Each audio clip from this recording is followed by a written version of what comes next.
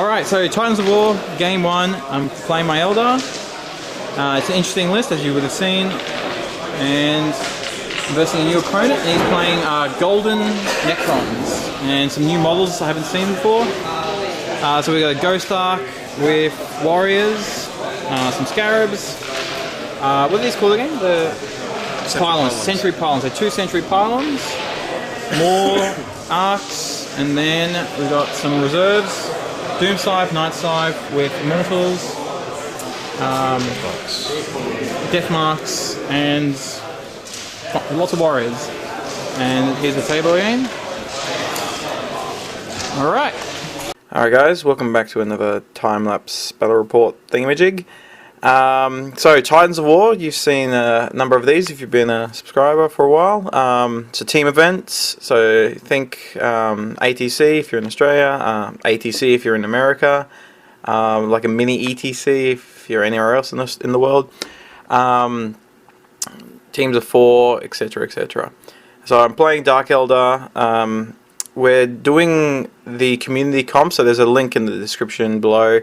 Community comp's a thing that was started in Melbourne, Australia, and it's pretty much now all throughout Australia. It's just to try and reduce a little bit of the craziness in 40k. Not every tournament uses it, so as you would have seen in the last one, there was peer comp, which I don't like. I like, if we're going to play comp as opposed to say no comp, and comp means like restrictions. I much prefer community comp. I've played a few tournaments now with it.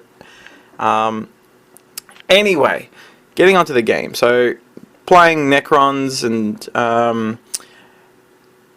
some interesting units in there, and the mission was pretty interesting as well. So I'm just thinking to myself, what do? I just deploy out of the range of the Century Pylons in case I get seized on. I then have my first turn. Sorry, not in case I get seized on. He deployed first. He actually gave me first turn. I move forward and I start shooting at the pylons because they got toughness as opposed to armor, which I was actually worried about. And then I remembered, oh wait, no, they're toughness, so it's all good. My opponent actually said that he had never had them die in shooting. But I'm assuming he's never versed this much poison weapons, because I think Corpse Thief plus 1 Venom killed both pylons. So I really like the Corpse Thief. If you haven't played it, by itself, I'm not the biggest fan. But with the backup of the Dark Artisan, I think it's fantastic because it lets you do interesting things with deployment if you want to.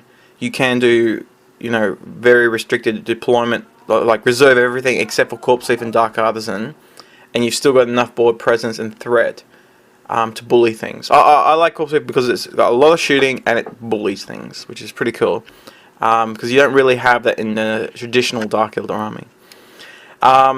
My game plan here was just to hold kind of the middle bottom bit, so you've got these objectives. I think number 6 was up near the top or something like that, which wasn't one of the Eternal War missions, so I just kind of ignored the top bit of the map, or the table, sorry, and I was focusing on, because there's an objective directly underneath the Sky Shield, so I'm just looking to hold the kind of the middle 3 with the Corpse Thief, kind of just like hover around there, and then the bottom 1, and maybe the one up here on the side, on the top, just kind of like my table edge and middle. So like a little T, like that's all I want to hold, and that's kind of where my models are right now. And it kind of worked. Like I would just focus fire. Like I ignored his planes completely. There was no point. There was no Skyfire or anything like that. I killed the biggest threat, which was the pylons, and then I was just focusing on toughness things. I ignored vehicles. Like I threw maybe 1 or 2 lances at the what's it called, the Ghost Arcs, just to try and make them jink if they wanted to, and if they didn't, maybe I'd get a lucky pen, something like that. I did eventually get a couple of wounds on the Overlord, but he regen them, so that was a bit of a waste. I did cause some wounds on the Warriors, but the Ghost Arc again regen them, so I just thought, Nah, just focus on the death marks, take them out. You know, focus on things that are gonna make, not gonna contest, but are going to threaten objectives. And that's what I did.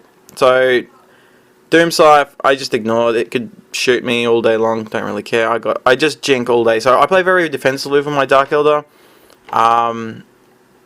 as you can see by the list. But I just jink. Anytime anyone looks at me, I just go jink, jink, jink, jink, and that's what all the little black marks are for. Like I use tokens as well, in case you haven't noticed, of course.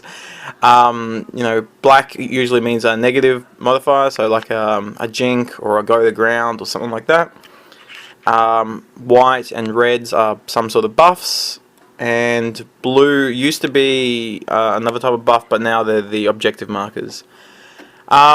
Anyway, I'm not sure what my opponent's game plan was in this game. He kind of turbo boosted his Overlord up in the top, wiped off the stuff up there, pushed forward a little bit, but I didn't think there was a cohesive game plan. I'm not quite sure.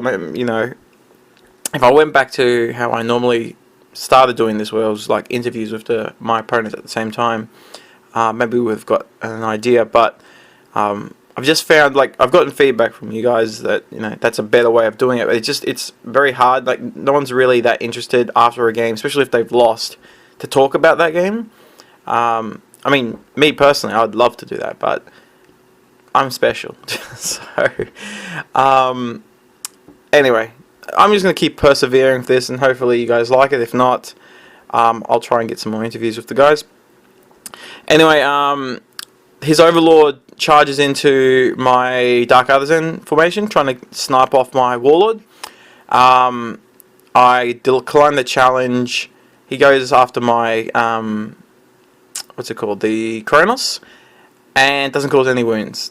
Even though he's got this, you know, awesome blade and just all these attacks, etc., he causes 0 wounds. So I really like the resilience of these dudes. Actually, that's a question I might put up as a FAQ. Does the blade, which gives precision shots on 2+, still need to roll to hit on a 3+? So you don't actually hit on 2s, because to get precision, you still need to hit. And if you have rolled more than a 2+, it becomes a precision shot. So we just couldn't work it out. Anyway,